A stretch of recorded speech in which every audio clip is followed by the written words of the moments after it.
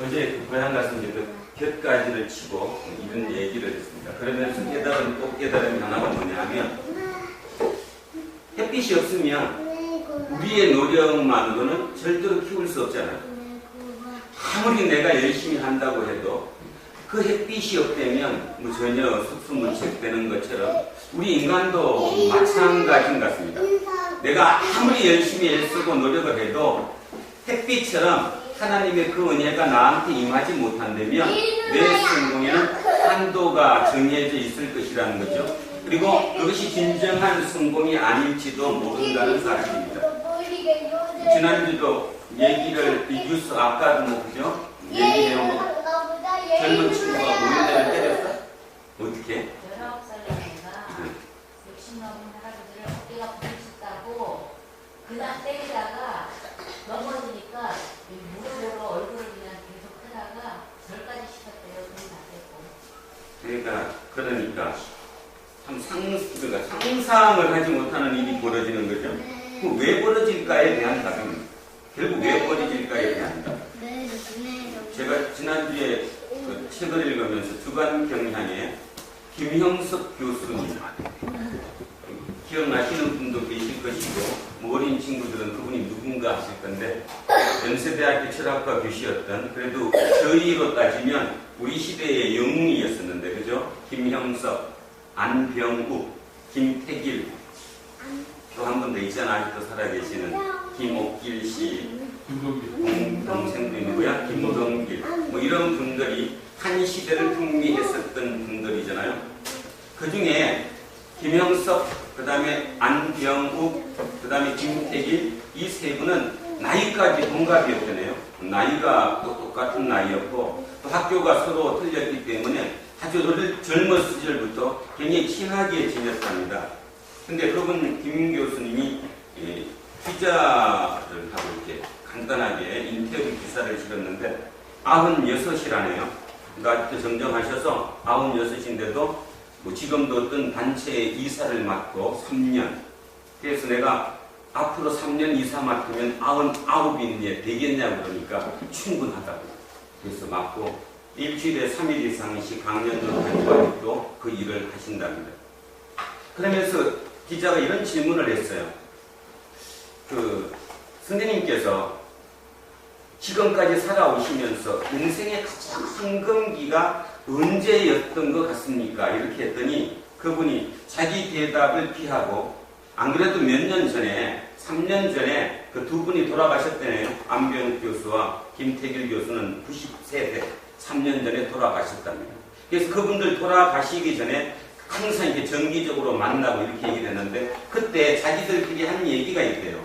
서로 셋이서 언제가 우리의 황금기였을까? 답이 언제였을 것 같아요? 65세에서 75세였다.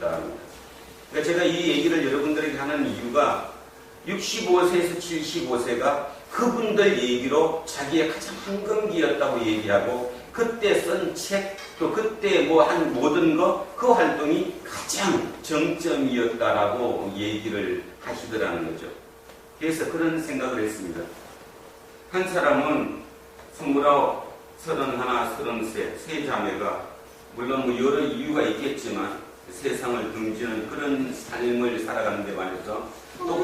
같은 곳에 사는 어떤 분은 96이 될 때까지 자기의 인생의 황금기는 65세에서 75세고 그때 쓴 책이 가장 참 멋있는 책, 가장 올바른 책, 좋은 책이었다라고 얘기를 하더라는 걸 보면서 도대체 뭘까라는 거죠. 도대체 그게 뭘까? 어떤 차이가 그런 차이를 가져왔을까라는 것입니다. 무엇 같습니까? 결론은 제가 그 답을 정답은 드릴 수 없지만 제가 가만히 이제 생각해 보건데 결국 그분들이 그렇게까지 살았던 건 뭘까? 내면의 힘이었어요. 물질의 힘이 아니었고 그 세 분은 물론 대학 교수였으니까 뭐 밥은 먹을만 하셨겠지만 물질의 욕심을 두지 않았다는 거죠. 삶을 어떻게 살아야 될 것인가에 대한 끊임없는 자기 성찰을 했지 돈을 어떻게 벌 걸가에 대해서는 그런 성찰을 하지 않았다는 겁니다. 그런데 그분들은 그런 삶을 살고 있고 지금도 96인데도 불구하고 정정하게 살아 계신데요. 그분도 크리스천인데 오늘도 아침 일어나면 기도한답니다. 하나님, 오늘도 제게 일을 시켜주세요. 만약에 제게 일을 시키지 못하실 정도 되면 그냥 이제 데려가 주세요. 그래서 뭐 내일이 없대요. 오늘 하루가 너무나 좋고 오늘 누군가가 전화해서 선생님 와서 강연 좀 해주셔야 되면 어디든지 간다라는 겁니다. 체력에 관계가 없이. 그렇다고 자기가 특별히 운동을 더 하거나 남들처럼 그런 걸 하지 않는다는 거예요. 그래서 결국 답이 뭐였냐 하면 내면의 힘이었던 겁니다. 그러면 예수님이 맞았어요. 뭐가 맞았냐 하면 그 힘들고 지치고 못 사는 그 가난뱅이들, 그죠? 그분들한테 뭐라고 얘기했어요? 하나님의 나라가 너희에 있거든. 하나님의 나라가 너희에 있거든. 그러면 뭔가 배치되잖아요? 우리가 원하는 것은 하나님의 나라가 아니라 우리가 원하는 하나님의 나라는 뭔가 풍족해져야 되고, 그죠? 물질적으로 내가 넉넉해져 갖고 내가 그냥 저렇게 살이 둥둥 찌도록 많이 먹을 수 있는 것? 예를 들면 그것이 내 이 육체의 쾌락과 육체의 편안을 가져오는 것이 하나님의 나라가 아닐까 착각했을 수도 있다는 겁니다. 그죠? 그렇다면 우리는 진짜 지금 심각한 이 패러다임의 전환을 해야 할 것 같습니다. 그래서 제가 오늘 주보에 이야기 나눔에 이거를 써놨습니다. 이야기 나눔에 보시면 자, 우리를 돌려보기로 합니다. 이야기 나눔에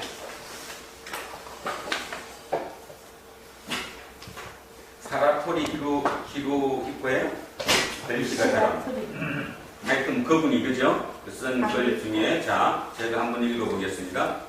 범죄자가 되지 않고도 자신의 인생을 망가뜨리는 방법이 있다.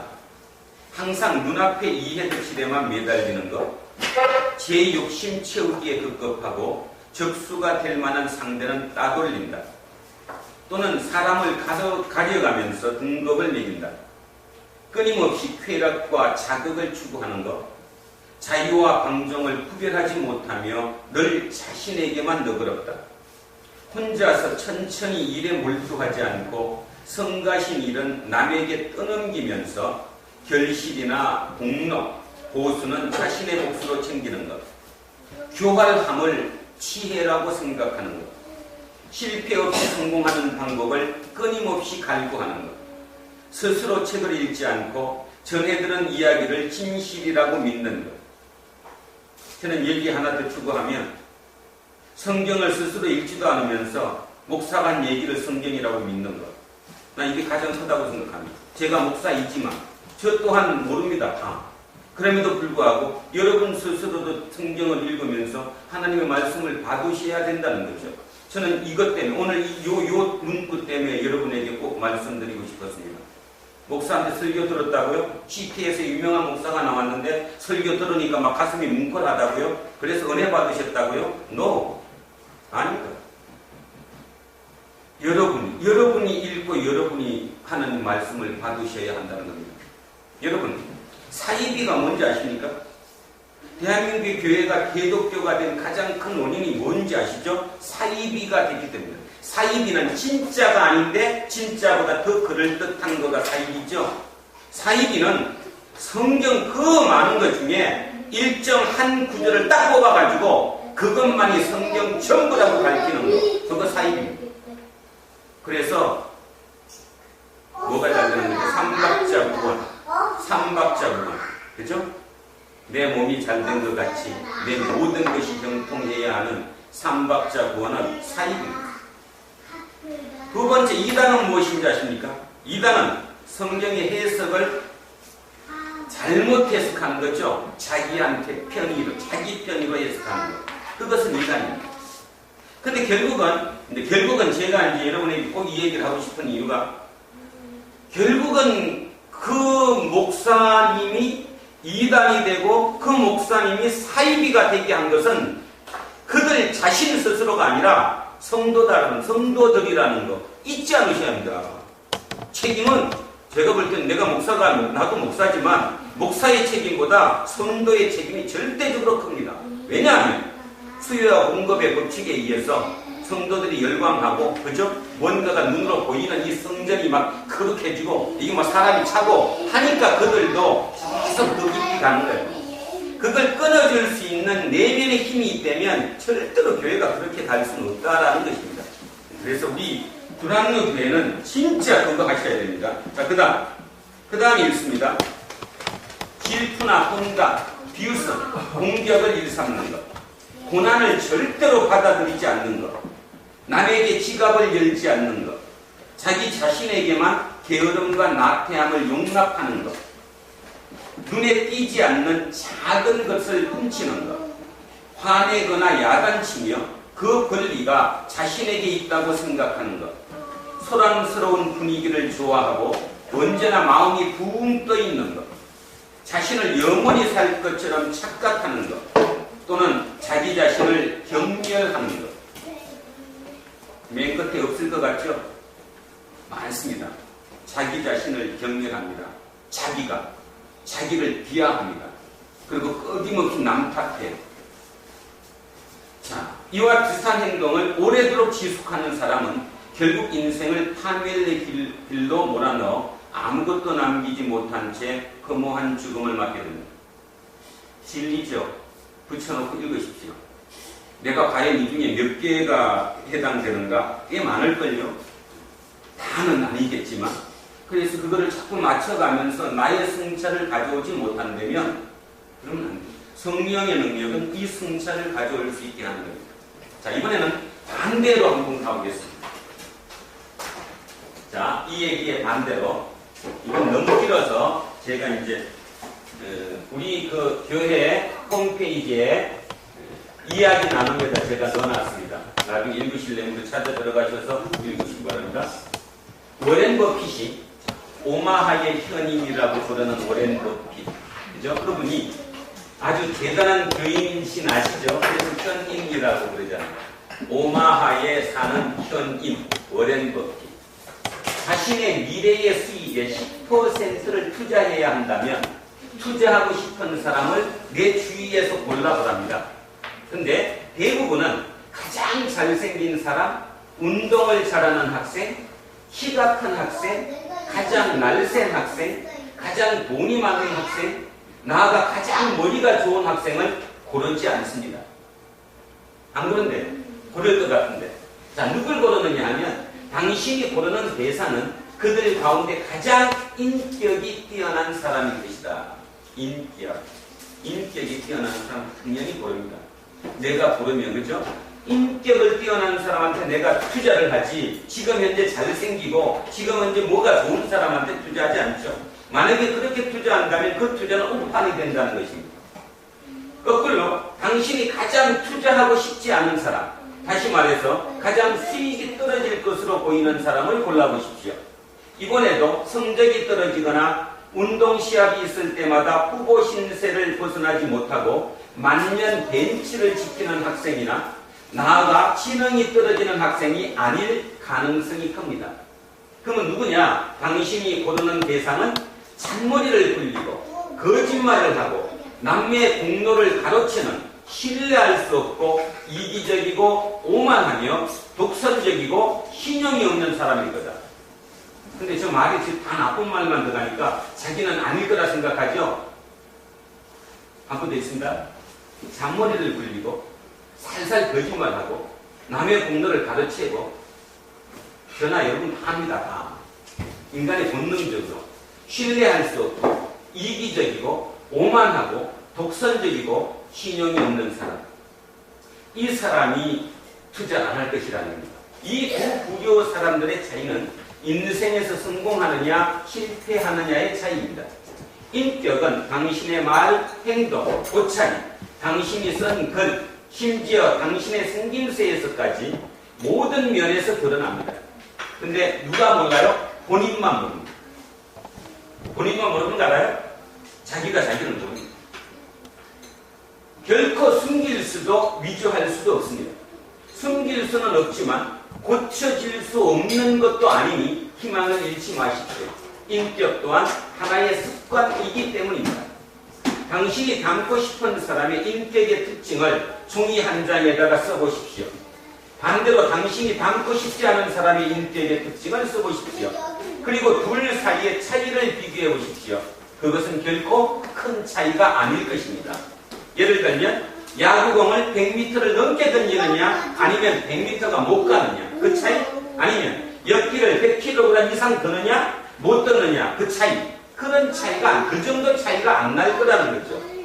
거짓말을 하느냐 않느냐, 자기 마음대로 말을 내뱉느냐, 한 번 더 생각을 하느냐, 남을 배려하는 말투인가 남을 무시하는 말투인가, 조금 더 신경 써서 일하느냐 조금 더 게으르게 행동하느냐, 잘못을 저질렀을 때 정직한가 아니면 둘러대며 남의 탓을 하는가.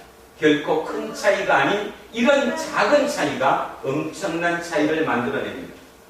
이건 진리입니다. 왜죠? 뿌린 대로 거둔다는 게 하나님의 진리거든요. 하나님은 절대로 뿌린 대로 거두지 않게 하신다면 문제 있죠. 내가 100을 뿌렸는데 만약에 엄청난 걸 대박만 만약에 주실 수 있다면 그 하나님은 이미 하나님이 아니십니다. 자, 그래서 이분은 이렇게 얘기합니다. 여러분이 아직 젊다면, 여러분이 닮고 싶은 인격을 조금만 신경 써 연습한다면 머지않아서 당신의 인격으로 만들 수 있을 것입니다. 인격 또한 습관이기 때문입니다. 습관은 처음에는 깃털 같아서 결코 느낄 수 없지만 나중에는 무거운 쇳덩이 같아서 결코 바꿀 수 없습니다. 내 나이 때 습관을 고치는 것은 그의 불가능에 가깝습니다. 이분도 지금 30년생이니까 연세 많죠? 30년생이면 여전히 넘으신 거죠? 나이 많습니다. 그러니까 본인도 지금 나이는 불가능하다라고 얘기합니다. 어떤 경우에도 정직하고 거짓말하지 말고 변호사가 뭐라고 하든 신경 쓰지 마십시오. 그저 자기가 보는 대로 그대로 풀어놓으십시오. 저희의 성공에는 우리 버커셔 회의의 평판덕이 큽니다. 저는 저의 사람들에게 도배 테두리보다 훨씬 더 안쪽의 경계선에서 행동한대요. 법은 여기까지가 허용하는데 자기는 이걸 줄였다는 거죠. 더 엄격하다는 얘기입니다, 지금. 자, 우리에게 비판적이고 또한 영리한 기자가 그런 우리의 행동을 신문에 대서특필할 수 있을 정도로 우리가 더 엄격해지기를 원한대요. 답이 나옵니다. 거꾸로 하는 거냐, 거꾸로. 거꾸로 했더니 성공했다는 얘기입니다, 지금. 저는 저희 회사들의 지사장들에게 2년에 한 번 이와 같은 메시지를 줍니다. 여러분은 돈을 잃어도 상관없습니다. 많은 돈이어도 괜찮습니다. 하지만 평판을 잃지 마십시오. 인격을 잃지는 마십시오. 우리에게 돈을 잃을 여유는 충분히 있으나 평판을 잃을 여유는 조금도 없습니다. 오해할 수도 있습니다. 나는 돈도 없는데 돈 들기로 만드는데 그래도 평판이 먼저라는 거예요. 평판. 사람들의 평판이 먼저지. 만약에 내가 돈을 다 잃어버려도 진짜 사람의 평판이 좋으면 그 사람이 나한테 손을 벌리고 나를 살려줄 수 있지만 내가 평판이 나쁘면 모든 게 이러도 어느 누구도 나를 쳐다보지도 않는다는 사실이죠. 이번에 참 이게 우리 집안 얘기라서 참 민망한 얘기인데요. 우리 그 고향에 한 번 가보셨잖아요. 우리 집 앞에 나오면 위에 논이 2마디짜리 조그만 논이 이렇게 있습니다. 그 위에 논이 이제 우리 아저씨 논이 있고요. 이 밑에는 이제 8,000평이 논인데 11마디 굉장히 커요. 꼭 사이에 끼었어요. 근데 이게 동네에 논이 있다가 보니 들어가는 데 있다가 보니까 밖에 그 도로 그 대천 거기에서 물을 모터로 퍼갖고 일로 옮겨야 되거든요. 요거 요 땅과 요 땅을 우리 형수가 농사를 지었습니다. 그래도 가장 가까운 형수가. 그러면 그냥 물 차피 되는 거니까 여기다 하우스 하나만 열어줘갖고 우리 논에 물 대줘도 아무 관계 없잖아요. 그게 지극히 정상적인 거지. 근데 그분은 그렇게 하지 않습니다. 악착같이 자기 물은 자기가 내야 된다. 그래서 우리 어머니가 그 연세에 거기다가 그 호스를 모다를 다시 달아서 넣었어요. 어저께 갔더니 토요일날 호스에 그 구멍이 나가지고 막 물이 온 그 말 새버립니다. 일로 들어가지는 못하는 거예요. 그래서 모내기를 지금 못하고 있더라고요. 그래서 아침에 일찍 일어나가지고 어제 토요일날 아침에 문 열자마자 읍내에 나가갖고 이제 비싸대고 2.5인치 호수가 아닌가 했는데 2개를 샀는데 58,000원. 그래서 그걸 사갖고 이제 다시 이제 끼우려고. 끼워도 그게 200m가 되니까, 200m 가까이가 넘으니까 한참 걸리 전에 땅속으로 이렇게 타야 되고. 그래서 딱 하려고 준비하고 언제 하는 거야. 요거 한번 내일 어떻게 예배를 드릴지. 오늘 죽었구나.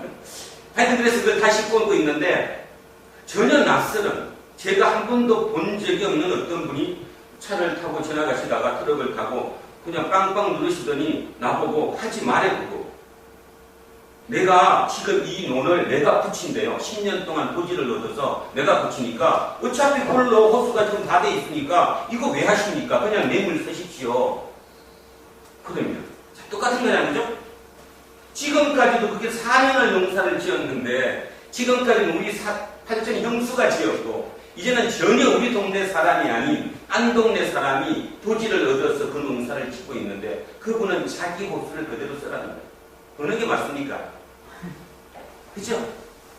본인은 모른다는 거예요. 본인은. 그 우리 형수, 그 우리 형님은 그걸 본인은 몰라. 그런데 내가 딱 하는 게 오늘 왜 우리 집안 얘기를 하느냐 하면, 그분들이 그렇게 젊었을 때부터 악착같지 않았던 분이었다는 거지.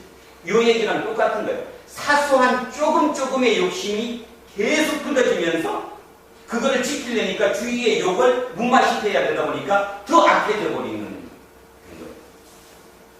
저보다 10년 맞이신데 우리 형님이 뭐 엄청난 돈을 버셨나 봐. 얼마인지는 모르겠지만 어쨌든 가락동 그 가락시장 앞에 빌딩까지 있다는 거 보니까 아주 돈을 많이 버신 것 같아요. 중요한 사실은 어제 제가 그분하고 얘기하다가, 아니 왜 형님이 앉으시고 이걸 토지를 얻었습니까? 그랬더니 몸이 좀 안 좋으신가 봐요. 그러시더라고. 그래서 형님 몸이 아프신가 보다. 그랬더니 들리는 소문에 좀 문제가 생겼더래요. 정신의 문제가. 자, 제가 기분도 나빴지만, 어쨌든 그치? 기분도 나빴지만 어릴 때 같이 봐왔던 그래도 형이었으니까, 또 맨날 조상 제사를 모시면 항상 집에서 1년에 10번 이상을 같이 만났던 분이었으니까 마음도 좀 안타까웠습니다. 저분은 가락동 앞에 그 황금 땅덩어리에 빌딩까지 갖고 있다는데 지금 그게 있으면 뭐 하냐는 거지, 그지? 그 형제 아직도 나이가 많지도 않은데 70도 안 된 그 나이에 정신의 문제가 있어서 한보도 못하고 집에 그냥 들어박혀 있다면 과연 그 돈이 그분을 뭘로 구원할 것인가에 대한 답입니다.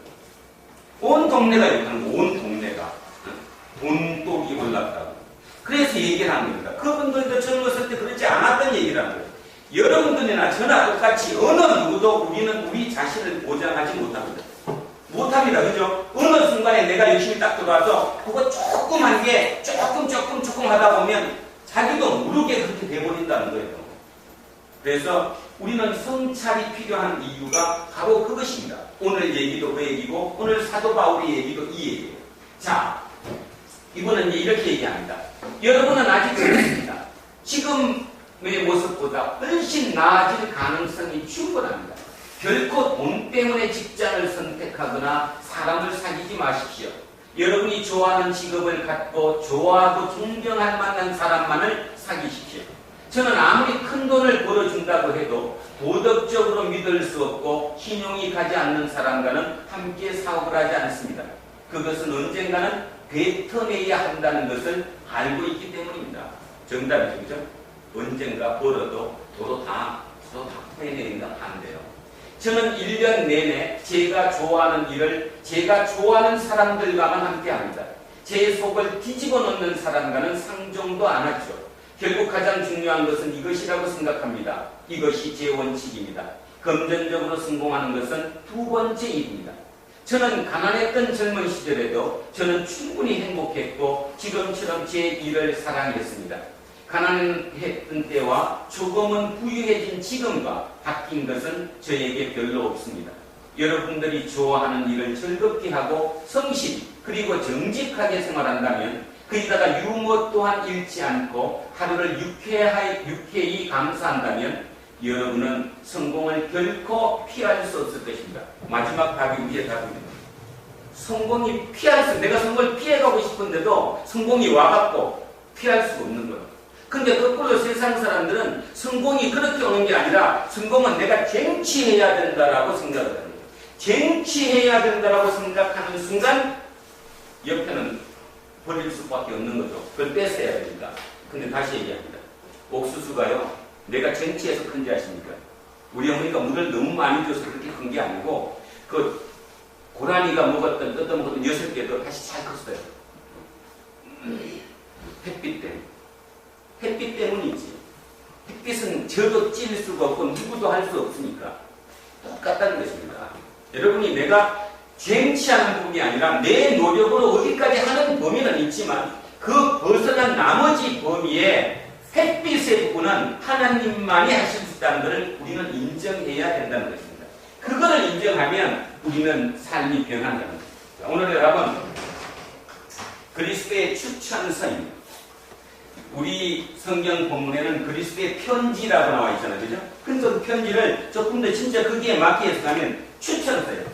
그리스도께서 우리에게 추천서를 써준 겁니다. 어디다가 써줬을까요? 내 마음에다가. 오늘 본문에 내 마음속에다. 그죠? 유기의 마음에다가 추천서를 써주셨잖아. 그 추천서를 써줬는데 그 추천서를 써준 거를 뭘 보고 아느냐? 그 사람의 인격 보고 안다는 것입니다. 나라에도 벽이 있고 인간에게도 벽이 있거든요. 인격을 보면 저 사람이 그리스도가 저기다가 추천서를 썼구나 안 썼구나 누구든지 알 수 있다는 거예요. 그래서 그리스도의 추천서 오늘의 설교 제목입니다. 자, 그런데 추천서는 어디다 쓴다고 했죠 아까? 육의 마음에다 쓴대요. 근데 여러분 마음 속에 이 마음이라는 게 결국 생각과 같겠죠. 이 생각에 지금 만약에 이게 마음이면 여기에 지금 딴 게 적혀 있잖아요. 여기다가 뭐를 쓰려면 추천서를 쓰려면 이거를 지워야 쓰지. 이거를 지워야 여기다 추천서를 쓰죠. 중요한 것은 이게 지워지지 않는다면 문제가 있다는 겁니다. 자, 그래서 두 가지를 오늘 보고자 합니다. 이사야 55장으로 갑니다. 이사야 55장. 왜 추천서를 써야 하느냐? 추천서를 마음에 쓰는데 왜 거기다 쓰느냐? 자, 이사야 55장에 한번 가보시면 자, 우리는 하나님을 만나야 합니다. 왜냐하면 하나님을 만나지 못하면 나도 모르게 조금 가랑비에 옷 젖듯이 우리는 그 길로 가게 된다는 거죠. 자, 1036절 이사야 55장 6절부터 9절까지만 제가 읽겠습니다. 6절부터 읽겠습니다. 너희는 여호와를 만날 만할 때에 찾으라. 가까이 계실 때에 그를 부르라. 악인은 그의 길을, 불의한 자는 그의 생각을 버리고, 지우라는 거죠. 이걸 지우고, 생각을 지우고, 길을 버리고 여호와께로 돌아오라. 그리하면 그가 긍휼히 여기시리라. 우리 하나님께로 돌아오라. 그가 너그럽게 용서하시리라. 이는 내 생각이 너희의 생각과 다르며 내 길은 너희의 길과 다름이니라. 여호와의 말씀이니라. 이는 하늘이 땅보다 높음같이 내 길은 너희의 길보다 높으며 내 생각은 너희의 생각보다 높음이니라. 아멘. 여러분, 하나님의 생각이 나보다 높다는 거 인정하십니까? 안 하시잖아요. 내가 하나님보다 더 잘 알잖아요. 내 처지를 내가 하나님보다 지금 여러분은 더 잘 안다고 생각하잖아요. 그지? 옥수수를 어떻게 하면 잘 키우는지 안다고 생각하잖아요. 모르는데 실은. 그것이 문제다. 그래서 너 생각을 버리라는 거예요. 너 생각을 버리라는 거예요. 너보다 예수 그리스도의 하나님의 생각은 더 높다는 거지. 더 높으니까 여기를 지워라. 지금 이 얘기잖아요. 내 생각을 버리라. 그러면 여기다가 내가 쓰겠다라는 겁니다. 내가. 누구의 힘으로? 성령으로. 성령으로 내가 여기다가 쓰겠다. 그러면 여기 한번 보십시오. 여기 이제 써진 게 다 치워졌어. 이거지? 이게 고통일까요? 고통이 아닐까요? 여러분이 지금 생각이나 모든 게 지워진다면 이게 힘든 일이 안 힘든 일이야. 힘들죠. 엄청난 힘든 일입니다. 이것을 빈들이라고 해요. 빈들. 한적한 것. 그래서 여러분이 그게 내 생각과 틀리다는 걸 먼저 인정하시면 빈들에 설 수 있습니다. 한적한 곳에 설 수 있다. 이런 뜻입니다. 그럼 이곳이 뭐냐? 이게 누가복음 1장 87 80절 한번 보십시오. 누가복음 1장 80절. 왜요? 누가복음 1장 80절. 뭐라 그랬어?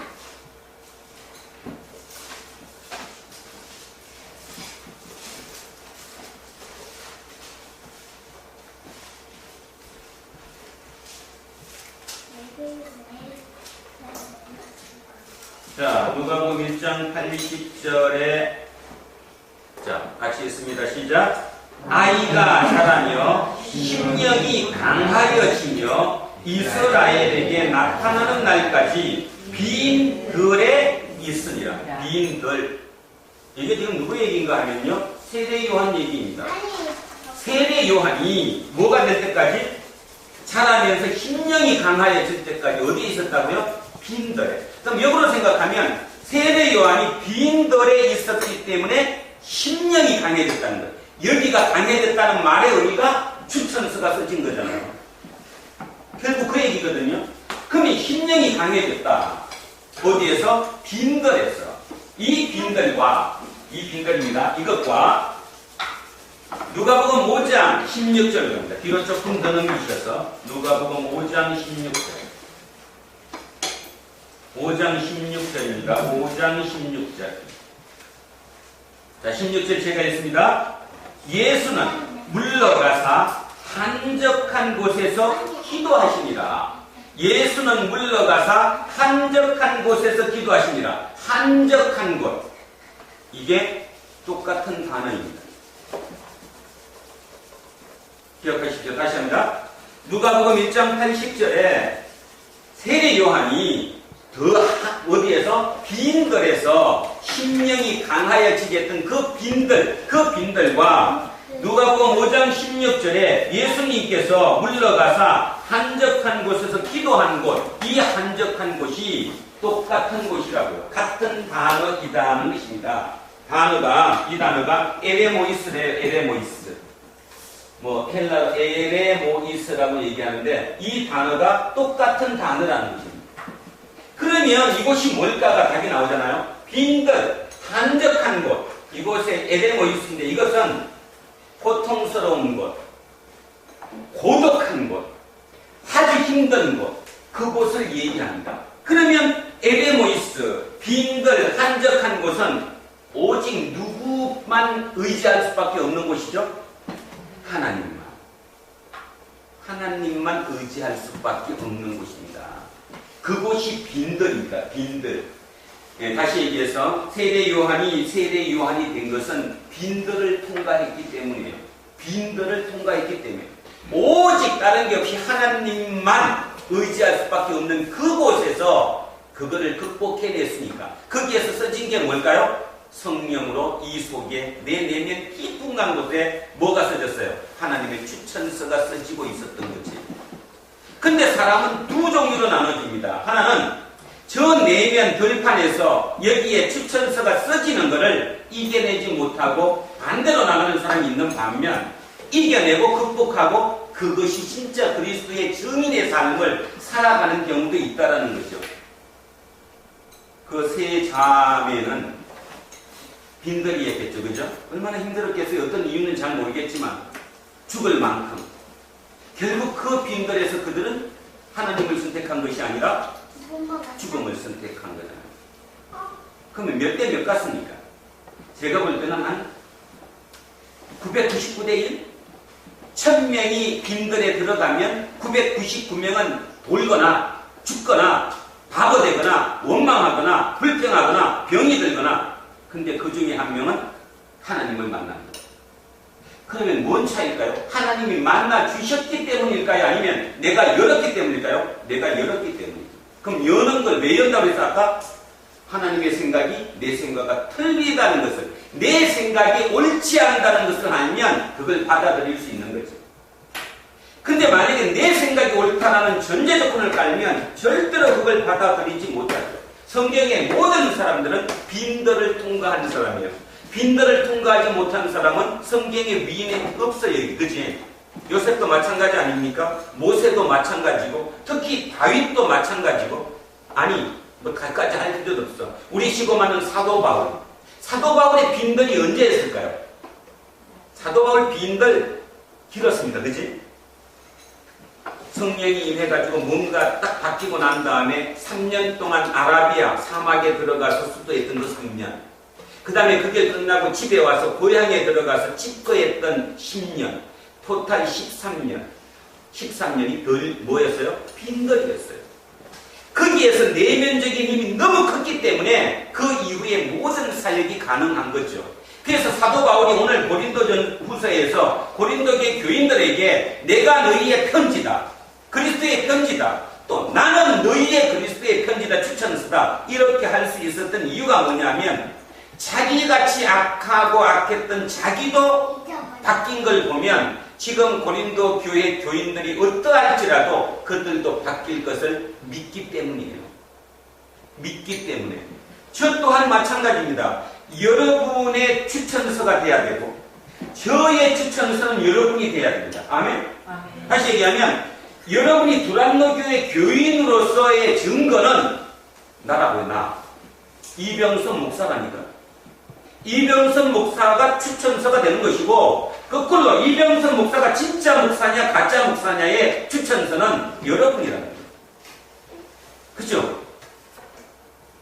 그거잖아요. 그것만 되면 되는 거예요. 근데 그게 안 되고 순간순간마다 힘들다고 빈들에 가 있다고 투정 부리고 힘들어할 때 그래 조금만 참아 내가 해결해 줄게. 그 문제를 해결해 준다고 사기쳤기 때문에 예수님은 해결해 준다고 예시한 게 아닌데 일부러 보내신 건데 그걸 해결해 준다고 사기쳤기 때문에 지금 이 신앙이 된 거예요. 한 분만 빈들을 통과하면 되는데 그 빈들은 모릅니다. 우리 이한빈이의 빈들 지금 잘 통과하고 있거든요. 우리 이어뜸이도 빈들을 잘 통과하고 있어요. 믿습니다. 내가 믿어줄 건 잘 통과한다고 믿는 것밖에 없잖아요. 왜냐하면 하나님도 마음대로 못하시니까. 근데 하물며 내가 어떻게 마음대로 하겠어? 다리 몽둥이를 흔들린다고 마음대로 해. 머리통을 깬다고 마음대로 해. 그래서 믿는 거예요. 사도 바울 얘기도 똑같은 거예요. 누군가의 얘기를 통해서 그게 바뀌어지면 그 빈들, 에레모이스, 한적한 곳, 이곳만 통과할 줄 알면 세상은 두려울 것이 없다는 거예요. 결국 그것으로 인해서 세상의 성공으로 따르는 것이고 좀 전에 얘기했던 그 오렌 버핏의 논리를 따져보면 너가 그렇게만 살아주면 성공을 피할 수가 없다. 성공을 내가 피해도 내가 피할 수 없을 정도로 성공 쫓아온다라고 얘기를 하는 거예요. 아멘? 근데 단지 우리가 지금 기억해야 될 게 뭐냐면 그 성공의 기회가 그러니까 날짜가 내 마음대로 정해지지 않는다는 거예요. 예를 들어서 1년만 하면 내가 성공한다거나 5년만 하면 된다거나 한 달만 하면 된다거나 이렇게 내가 정한 걸로만 되면 좋은데 하나님의 일은 그게 아니지. 하나님이 판단해서 이때다 하는 그 기간은 언제일지도 모른다는 겁니다. 오늘 아까 세례 요한의 빈들은 몇 년이었을까요? 30년이었어요. 세례 요한의 빈들은 30년. 그러면 이제 학자들마다 약간의 차이는 있습니다. 어떤 학자들은 세례 요한 아시잖아요, 그죠? 요한이 태어났을 때 사가랴 자기 부모가 나이가 너무 많으신 분이 났기 때문에 일찍 부모가 조실 부모 해가지고 아마 누군가의 이렇게 밑에 힘든 생활을 했을 것이다. 그래서 빈들이라고 할 것이다. 아니면 이 사람이 아예 그 사가랴가 아버지가 일찍 나이 때문에 일찍 죽으니까 이 아들을 에세네파에 맡겼을 것이다. 그래서 빈들일 것이다. 어떻게든 얘기를 하는데 제가 지금 얘기하고자 하는 것은 그 학자들이 얘기하는 어느 게 맞다 틀리다를 얘기하는 게 아니라 이유 없이 누구는 세례 요한은 30년간의 빈들 생활을 했다는 거예요. 부모 없이. 근데 여러분 아십니까? 이스라엘은 지금 우리나라도 마찬가지였던 것처럼 이스라엘은 특히 제사장은 뭐 했어요? 세습했잖아요. 사가랴가 제사장이었잖아요. 그러면 사가랴의 아들 누구는 세례 요한은 그냥 세습하면 제사장 되는 거예요. 그건 내가 의문이 그거예요. 내 의문이. 세습되는 거거든. 그러면 우리 지금식으로 따지면 직업이 정해져 있는 거잖아요. 빈들에 있을 이유가 없거든요.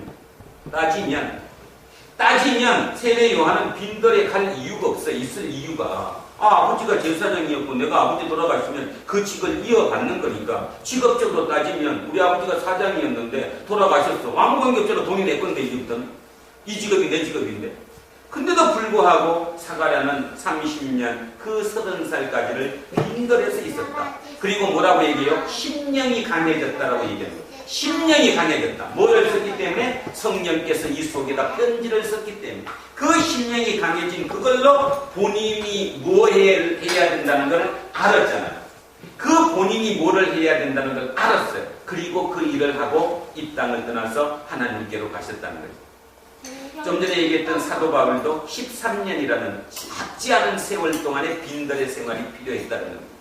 우리 누구도 그 빈들이 몇 년에 올지는 누구도 모르지만 중요한 거, 내 삶이 내 것이 아니라 주님의 삶, 내 주인이 따로 있다고 생각하신다면 충분히 그 삶을 그 주인께 의지할 수 있다는 것입니다.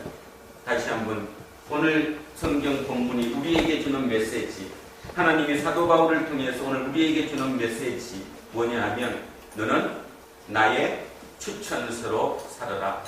내가 너를 통해서 추천서를 쓴다. 두 가지죠. 추천서를 쓰는 사람 입장에서는 쓰는 사람이 돋보이는 것은 추천받은 사람이 일을 잘할 때 추천서를 쓴 사람이 돋보이지.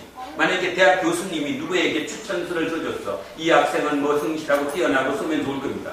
근데 그 학생이 추천서를 써줬는데 가지고 가가지고 완전히 개판친 되면 이 추천서를 써준 이 양반은 그 다음부터 추천서 받아주지도 않겠죠.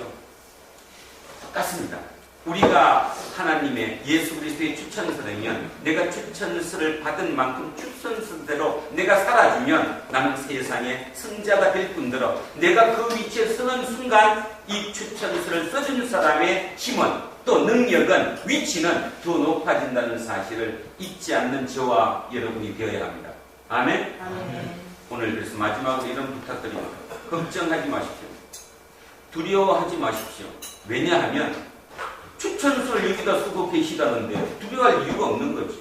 그게 물론 약간의 고통적인 문제는 있겠지만 그냥 그 고통조차도 어떻게 받아들이느냐 하면 내가 내 스토리를 쓰는데 내 스토리에서 하나님의 스토리로 바뀌었다는 것만 생각하시면 돼요. 내가 내 스토리 쓰는 것보다 하나님 스토리 속에 내가 들어가는 게 훨씬 내가 더 돋보이는 거 아닙니까? 그렇게만 생각한다면 세상 뭐 살만하잖아요. 그죠? 그렇게 악착같이 안 살아도 되고.